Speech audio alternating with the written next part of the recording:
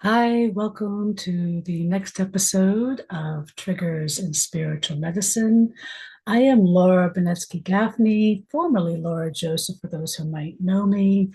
Um, we are a grassroots community centered podcast that explores the intersections of spirituality, healing, trauma, and personal transformation. This mission that I have been on for 20 years is to create honest conversations that illuminate what is ailing humanity while offering grounded spiritual tools, wisdom, and practices that support healing, empowerment, and conscious action in the world. Each episode invites our listeners to explore the deeper spiritual, emotional, and societal layers of our lived experience while remembering the wisdom that already lives within us. So, welcome. This month's episode is going to be huge. And it's something I know some folks have been talking about. We have been addressing these topics in our circles, in our programs, but I've been feeling the need to bring this topic about remembering the inner wise woman to you all. And if you liked what you are going to hear today, you might want to join us April 11th and 12th at the Women's Expo in Quincy, Massachusetts, which is going to be 50 different speakers, but I will be going more into this remembering the wise woman as a presenter. We'll have some experientials and some back and forth engagement, which sometimes really is fascinating to see how all that fits into the topic, and that feeds the medicine sometimes, is getting together in one room. So I encourage you to join us if you are available. It is the inspiredlifeevent.com, April 11th and 12th in Quincy, Massachusetts. So again, welcome. So today's theme, we're going to be exploring something that I feel is deeply ancient, and it's been something deeply personal, something that I have been working on. We have been leading pilgrimages every year to Ireland to address that remembering, the ancestral remembering piece.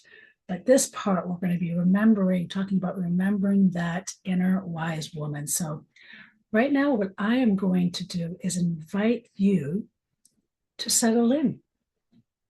Maybe put your hand on your chest and on what is or was, or depending on your orientation, where that womb space would possibly be if you do not have a womb. And put your hands there, okay? And I invite you to just take a deep breath in, 3 slow breaths together, breathing in, hold, and exhaling out, allowing your shoulders to drop, breathing in again, and breathing out through the mouth, allowing your shoulders, your jaw to drop. Maybe stretch the jaw a little bit, allowing it to move. Breathing in one more time.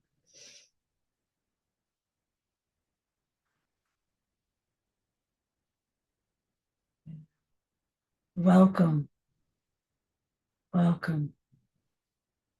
Many of us have never been taught to really listen to that wisdom that really lives in our bones, in our bodies, in our ancestral memory, in our DNA. And today we're going to explore something that has always been there. So before we start, I would like to ask you a few questions. And if you have a journal, you might want to press pause periodically throughout this podcast and journal into some of these reflective questions if you find that to be helpful. So, when we talk about awakening our ancestral memory, some of the things that come to mind that I would like to ask you are, have you ever felt that wisdom of the woman who came before you that has been trying to reach you, right? That kind of inner gnawing, whether it's that person of who you are, that spirit inside of you, whether it is an ancestor, but it's that wisdom of the woman before you. Do you sense that something sacred in that feminine lineage was lost, silenced, or buried? You might feel that grief, that generational trauma, all those things. Have you ever wondered what it would feel like to not have or carry these so-called burdens and to be able to reclaim that wisdom of your healed and whole grandmothers of blood and bone? Do you feel called to remember something that is so ancient that you feel it, but you can't maybe identify it, that lives within you? What I'm speaking to is that inner whisper, that quiet knowing, that feeling in the body that speaks before the mind can understand, never mind comprehend, right? So for thousands of years, that inner voice was honored. We have archaeological records that go back to that feminine goddess, and she wasn't a toothpick, right? She was very well and endowed, right? She had some of these, she had some hips. She was fruitful. She was revered. These women carried what they carried, I should say. What they carried was revered. It was respected. They were leaders. They were life bearers. They were elders. They were wisdom keepers. They were death whisperers. But over time, many of us were conditioned, even taught or indoctrinated to distrust that voice. History includes periods, right, where women were silenced through systems, through control and fear. If we just look at history alone, we have millions of women who were tortured, abused, and sentenced to some pretty brutal deaths during the burning times of so-called witches. Witches were women. They were not witches. They were women for the most part. I understand that there were others that were also burned, but the predominant folks were women. They were a threat to male power. We had persecution of healers and midwives that led to, look at our healthcare system, how it, even psychology and psychiatry was invented by men. The concept of psychoanalysis is devoid of the mother. It was invented by the man, right? To control, to oppress, to label, like women's trauma. Dr. Jessica Taylor is a wonderful example of somebody who is addressing these systems today on, the pathology of women's trauma and how we say we disorder you instead of addressing the real issues, right?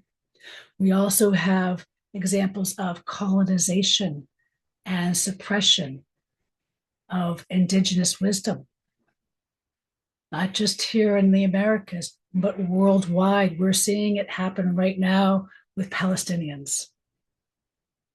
We have systems that not too many people, including Irish diaspora, that don't understand or don't even know about the Magdalene Laundries, which were run by both the Protestant church and the Catholic churches, that for hundreds, not just for a couple of years, but for hundreds of years, it's the one atrocity the world doesn't talk about, what happened to women. With the Magdalene Laundries in Ireland, where women who were unwed, who were too unruly, who had too much of a voice, were sent to these kind of, similar to what the schools were for Indigenous children and women here in this country in Canada, but they did it through the church, where they were basically indentured servants, doing laundries for the corporate and the wealthy, while bearing children in these institutions, where many of these women were told that their babies died, and then they were sold, legally trafficked by way of the church for profit to unsuspecting families. And then we have the other component of the Magdalene Laundries, where children did die within these institutions. There's current excavation that just recently happened in Tuam in Ireland, where, if I'm not mistaken on the numbers, I think it's over 700, if I'm not mistaken, numbers of babies they have uncovered that were buried in like a septic tank. Okay. So these are just examples, and you can look up Magdalene Laundries. I highly encourage you, because they did not, that's probably the most recent, because those industries did not end until 1994. This is what Sinead O'Connor was singing in her songs about. But we weren't ready to hear it. We weren't ready to address it. The legacy of slavery and patriarchal conditioning is another aspect of what we're talking about.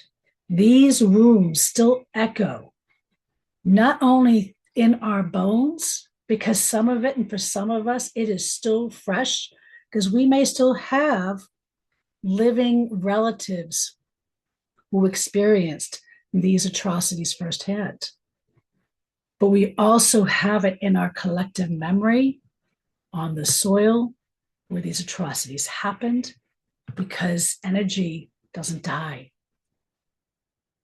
So, questions for those who are feeling these wounds. I'm wondering, have you ever felt silenced or dismissed for speaking your truth? Have you ever been told you were too much? Like, I know for me, it's, Laura, you're too much. I can't handle you. Like, just, you're too intense. Laura, you're too much. Like, yeah, that's nice. I love what you do, but you're just too much. I've heard that for 50 plus years. Okay, so for some of you, I get it. Do you feel maybe the exhaustion of carrying the generations of unspoken stories? That is something I know I have been really working on for the last 10 years, and unpacking, unlearning, sitting with the hard truths.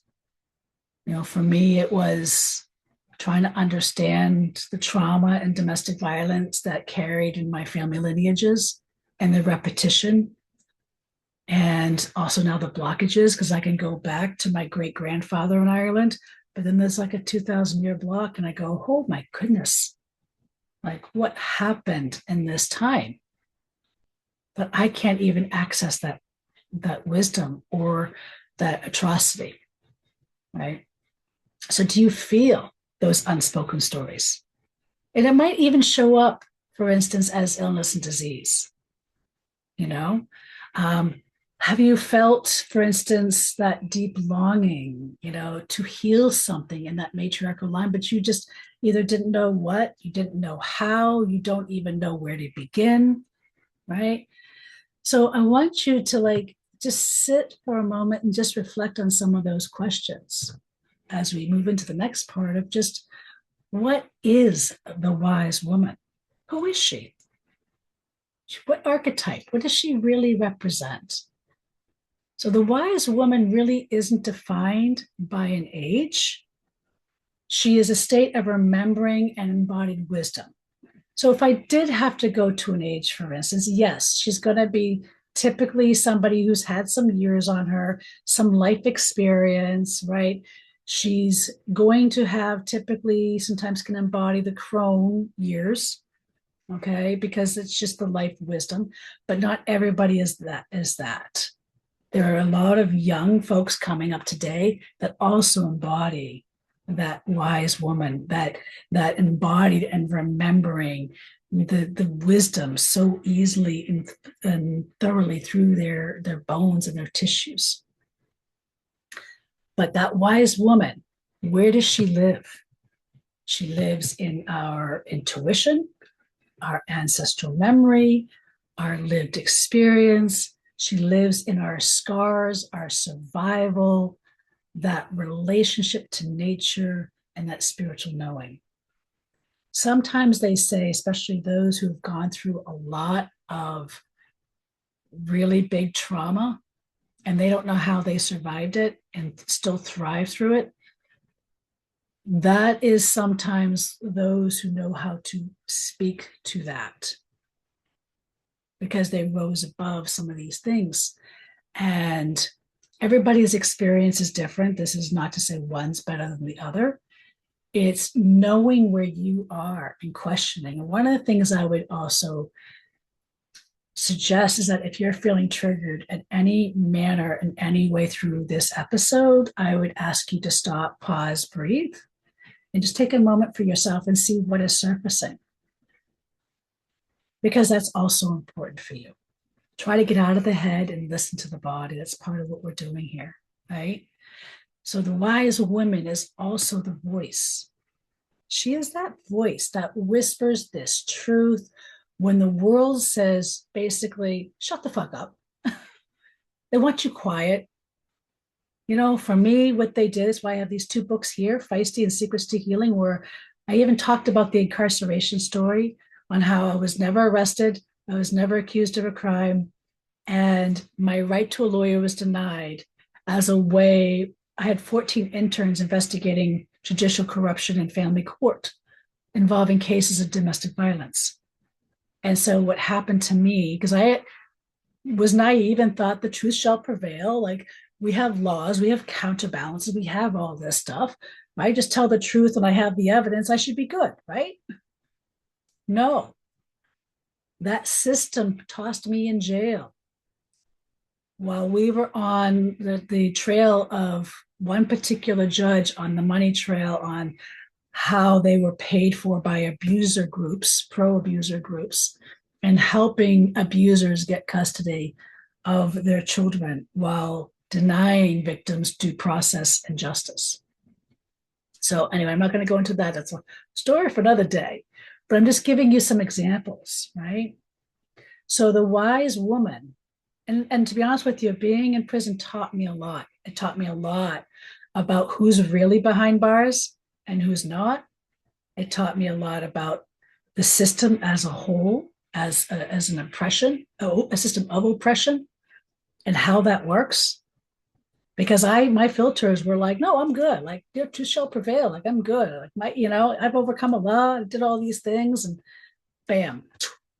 Okay, so these are things that sometimes, like they say, when you have these tragedies, sometimes spark some sort of wisdom that comes from these experiences, right?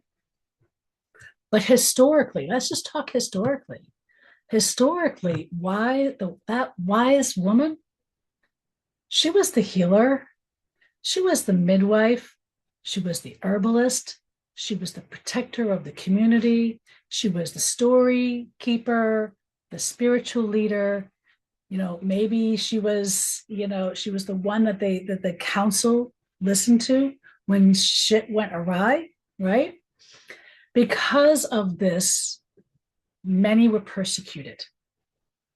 And over 1,000 plus, if not 2,000 years, we've seen the erasure of women in power, and we're seeing that attempt to happen again. But we women need to rise up and recognize it for what it is. So we don't make the same mistakes as our sisters did during the burning times by selling out our own sisters. We need to rise up and do better and protect our sisters, protect the children. Because of the many that were persecuted, the wisdom disappeared, but it never really fully disappeared. It kind of went underground. It's the one thing that they've been trying to burn out of us, right? For us to forget. So my question to you is this: do you have any sense of that wise woman within you that is like gnawing at you, waiting for it to be awakened or remembered? Have you ever felt your intuition stronger than you were ever taught to trust? We call those like mother's instincts. Like those times like you go, oh, you ignore your intuition, and then something happens and you go, why didn't I listen? We do that to ourselves, right? But these are things that we do. If we can either get sucked into the analysis and all the heady space, or we can see it for what it is, as the inner GPS is redirecting us. Because do you feel, for instance, that call to live from a deeper sovereign place? Do we even know what sovereignty looks like, but yet you're called to it? Are you ready to listen to that voice inside of you that has been waiting to speak? Do you know how to listen between that external voice and that internal voice, and know how to do that dance of living in between? So I invite you to do this. I'm going to say a statement, and if it resonates, say that yes to yourself. Have you ever known something in your gut before you can explain it? We kind of used that mother's instinct before, right? Have you ever ignored that knowing and later wished you hadn't? Raise your hand or say, yes, I can do two hands. Been there, done that. Have you ever felt pulled toward healing or understanding life more deeply? I would invite you to pause. That voice, that pull, that knowing, that is that inner wise woman, that spirit, that ancestral memory that is asking to be seen, to be heard, to speak, to be remembered. And I'm wondering how many of you are actually ready for that. Are you ready to? Because when you actually call that in, I've learned this through doing ancestral work. Like when you work with the divine in that realm, they're going to give you homework, and it's not what you think. When you open those portals, you have to be willing to do the work. So my question is, are you ready for it? Are you ready to step into that path? And here are some things I want you to think about to discern whether or not you are or not. What would it feel like to reclaim the wisdom that was never truly lost? Maybe we thought it was, but what if it wasn't? Are you really ready to step into that lineage of the wise woman who refuses to remain silent, even if it means you stand alone? Are you really willing to step into that path? What might change in your life if you trusted that wisdom that's already within inside of you? What would happen? What would change? Are you ready to sit in circle, to be true and honest without a mask with other women who are also remembering too? Are you really ready to do that? Those are just things I want you to think about. It's not for me to answer. It's for you. These are things that I've had to go through myself over the last 20 years. There's been a lot of unpacking, a lot of unlearning, a lot of relearning, a lot of deconstructing and reconstructing and remembering, right? So I want to talk now about like why do we lose access? Like, is it generational conditioning? Is it patriarchal systems?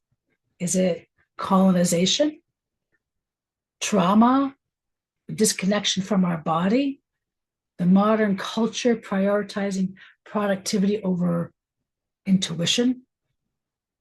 Or how about just everyday detachment? When we started that with, I think, the 1950s, which saying allow your baby to cry and not have the attachment. I mean, we're seeing a lot of theories on attachment issues today, right? That all started from the 1950s. Let your baby cry. Don't pick up the baby, right? We've been taught these things. These are all the subtle micros that have been weaved in our society for millennia. But here's the thing, your wisdom, no matter what has been thrown our way, was never destroyed. That wisdom, I like to use the analysis of like when somebody gets an organ transplant, right? You hear these stories when somebody gets an organ transplant that somehow they start having memories of a life they never existed. Or their diet changes, or they start craving different things, or they start liking different things. Maybe they never played music before, but suddenly they play music. So it goes into these things like epigenetics and things that's encoded in the cellular memory. It has never, that wisdom has never been destroyed. It lives in your dreams. It lives in your intuition. It lives in your body. It lives in your ancestral memory. So don't ever forget that. But we just have to slow down enough to remember what that looks like. We also have to do a lot of unpacking. That's something that a lot of us don't want to do or feel like we can't do. But we have to be able to do that to create space to remember. We have to unpack. We have to let go. We have to let go of beliefs. We have to let go of systems. We have to let go of ways of being. But here are some signs that I want you to know. If you feel like, geez, I don't know, is like that person like awakening? Like, am I really awakening? Am I really remembering? I don't know, right? I have no idea. But here are some signs. Maybe your intuition has suddenly gotten heightened, and I only want to say intuition, your instincts, like your primal motherly instincts, right? Maybe you're questioning systems and the norms. You're questioning systems of power. You're questioning your desire to maybe reconnect with nature, but you don't know how. Maybe you're having a lot of weird ancestral dreams or symbolism. Maybe you're pulled towards healing work. Maybe you're maybe you're in all of these things, but you're still seeing, because there's this aspect of healing industry versus healing spaces, because the healing industry is toxic, capitalist, patriarchal, colonized structures versus the healing spaces are rooted in remembering integrity that is rooted, right? So it's different. And maybe you're feeling that too. So often awakenings begins as discomfort. And can you sit with that discomfort? Can you see that discomfort as a pathway forward to restoration and wholeness? That discomfort is not your enemy. It is the doorway. right? So, three ways we can access that wise woman within. Here are three ways. Listen to the body, because again, the body, I always say the body is like the speaker to the soul. It knows before the mind. So pay attention to your little pings, your little pains, the expansion, the contraction, the gut feelings, maybe the triggers in the body. Listen and let it tell you. Let the inner GPS guide you. Second, reconnecting to the ancestral wisdom. Reflect on the knowledge lived in the women before you.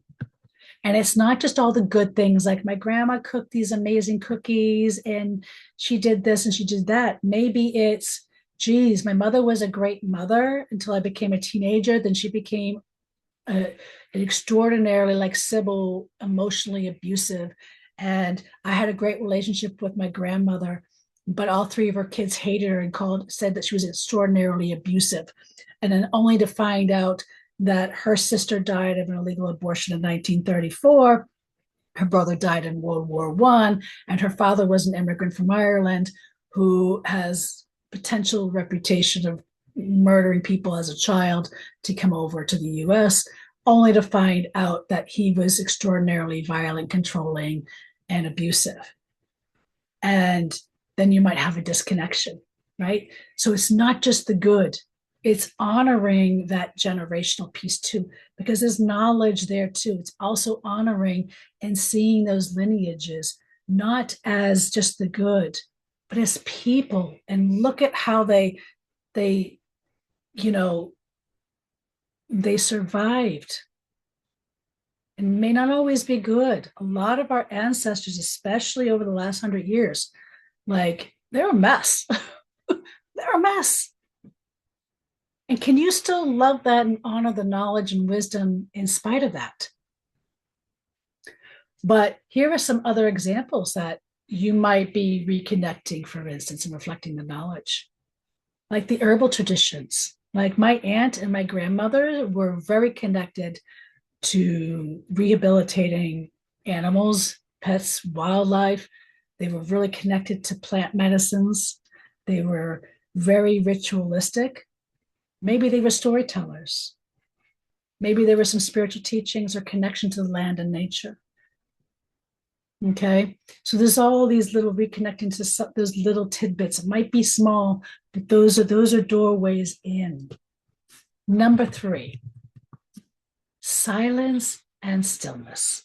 I actually just had a conversation with a client about how the patterns we do that keep us in hypervigilant state, like building a crescendo, like there's something that's not in our awareness. It's like in our autonomic nervous system that just goes whew, and goes up.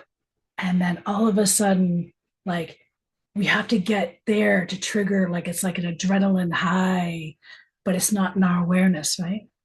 So, but when we get into the silence and the stillness, that wise woman really shouts.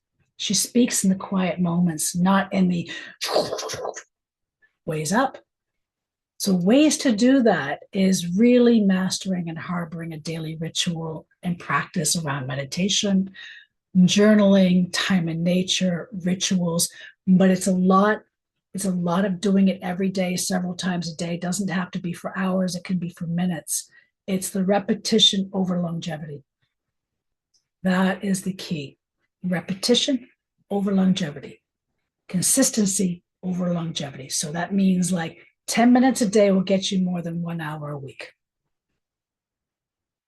Because it will help you change habits and it will also help you cultivate the deep listening without effort or with less effort, right? So one of the things that I want to introduce, and here's one of my drums, I will just share with you. And thousands of years, hand drums are all over the world. And I'm hoping this comes out all right, but through the recording. But they have helped with rhythm and drumming, cross bridges from thinking mind to deeper wisdom. And drum is also a lot of times used and called the heartbeat of the earth. It guides listeners through meditations. It invites you into deeper sense of awareness. So, speaking of invitation, I'm going to invite you right now to meet your inner wise woman. Okay.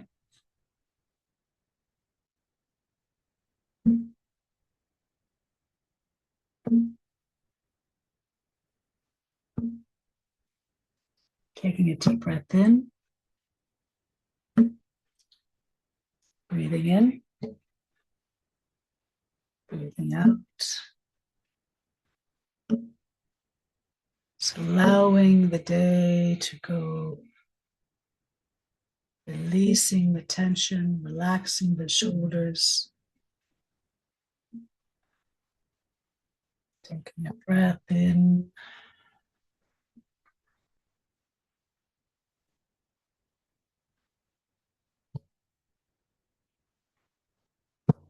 now I'm just asking you to get settled, using the breath to center yourself, to connect, to balance with your own rhythm, the rhythm of the drum.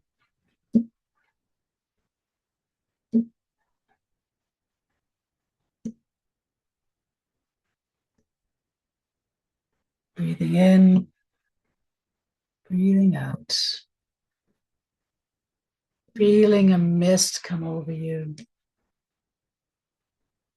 Feeling that mist feel safe and invitational. Feeling that mist being warm and loving.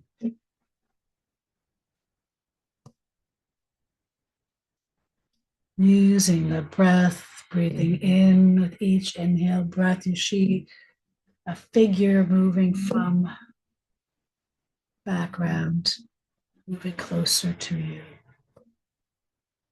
Seeing her as she moves closer, becoming more detail, seeing her features, her hair, seeing her feet barefoot on the ground, noticing what she's wearing, how she's dressed, what time period she comes from.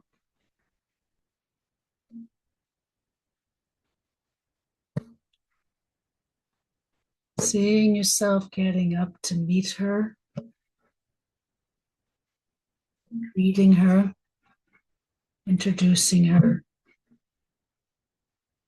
giving your name, giving thanks for reading together.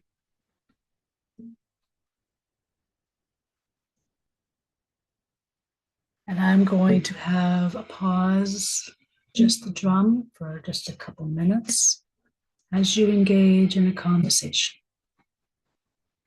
Ask questions. This is the time.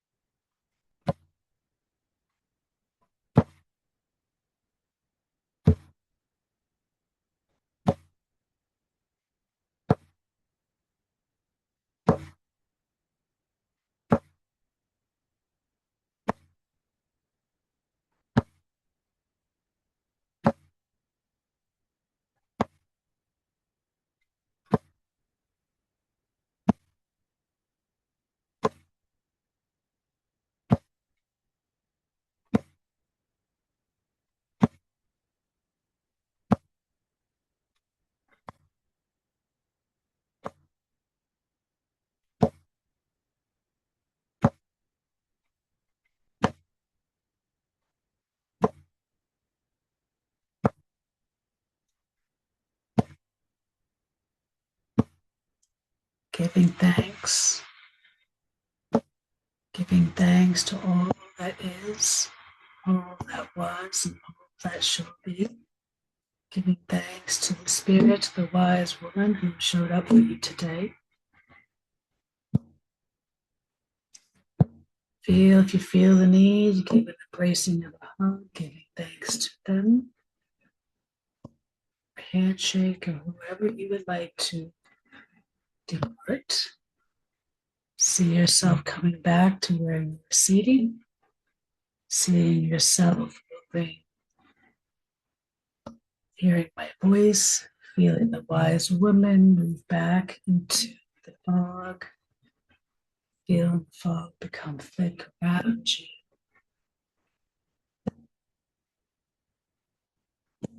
Breathing in, remembering the safety. Giving thanks for the wisdom and the guidance you received today. Blessing all that is, all that was, and all that shall be. Taking a deep breath in, feeling the seat beneath you. Take another deep breath, feeling yourself more into your room, feeling the fog dissipate, seeing your surroundings around you. Ready, maybe start to open your eyes, move your hands, and move your feet.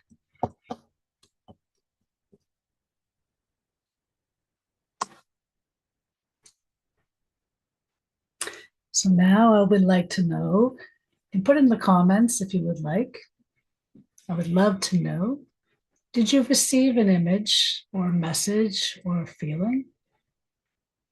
Even if nothing appeared, I'm just going to not everybody gets that, just so you know, and that's okay.